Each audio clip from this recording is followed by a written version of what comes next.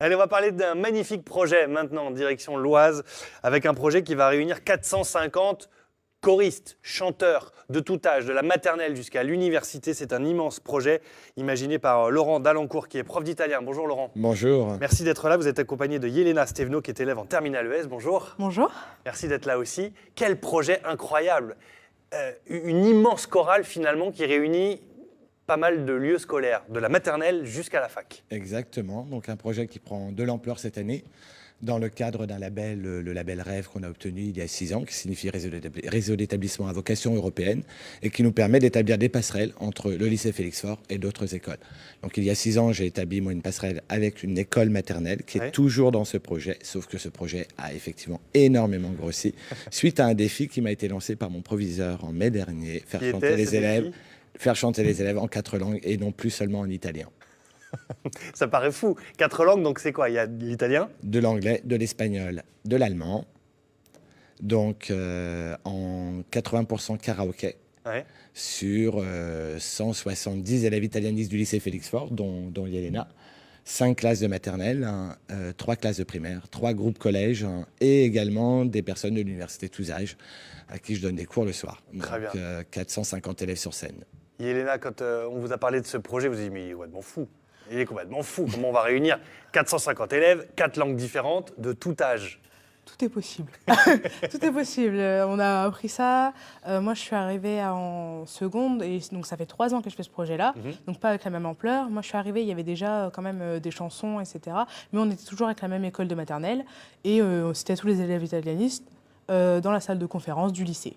Alors comment ça se passe, ces répétitions et ces préparations au chant comme ça doit être vivant? Oui, Monsieur Dalancourt, il est très dynamique. Ouais. Donc, du coup, il arrive à mener tout le monde. Et du coup, chacun, on apprend les chansons petit à petit en cours, tous les niveaux, etc. Il nous fait répéter sur quelques heures de cours.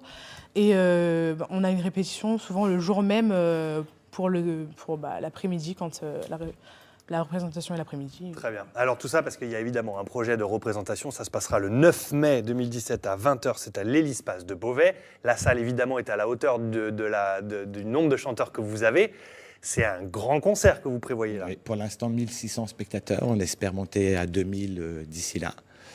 C'est assez impressionnant, d'autant plus qu'on n'a pas encore réuni les écoles pour une répétition générale. La première aura lieu demain, la deuxième le 2 mai. Une répétition presque générale puisqu'on ne parvient pas à avoir toutes les écoles sur ces 2 dates.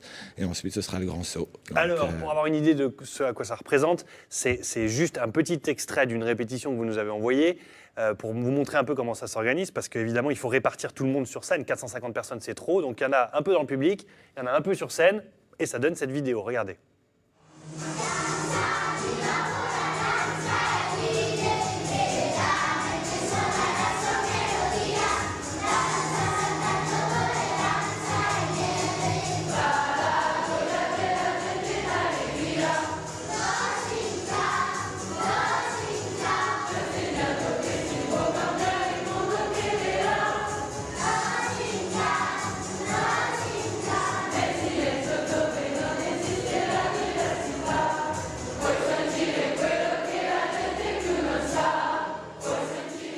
Et là, c'est vous qu'on voit en bas.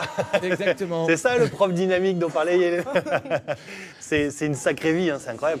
Ça demande effectivement beaucoup d'énergie. La préparation des montages vidéo, la transformation aussi en karaoké à partir des bandes son. Les élèves sont divisés au lycée en 2 groupes. Ce que j'appelle moi le groupe 1, groupe 2, donc ils suivent les paroles avec une police de couleurs différentes.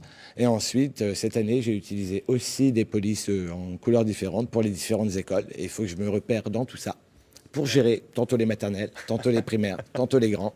Et justement, j'imagine que vous n'avez pas les mêmes méthodes de travail en fonction de l'âge des choristes. Exactement. Alors, à l'école maternelle, c'est essentiellement une méthode syllabique, en fait. Ils ne comprennent pas spécialement toujours ce qu'ils chantent. On voyait à l'écran, hein, c'était des espèces de petites... Oui, et quand on considère leur âge, 5 ans et demi, quand on voit le répertoire et les longues phrases dans le rythme, bien évidemment, avec l'accent tonique, qui finalement est assez inné chez ces enfants. Moi, je suis très admiratif, en tout cas, de leurs prestations. Après, à l'école primaire, ils savent lire, donc ils sont capables de lire sur un écran sans aucun souci.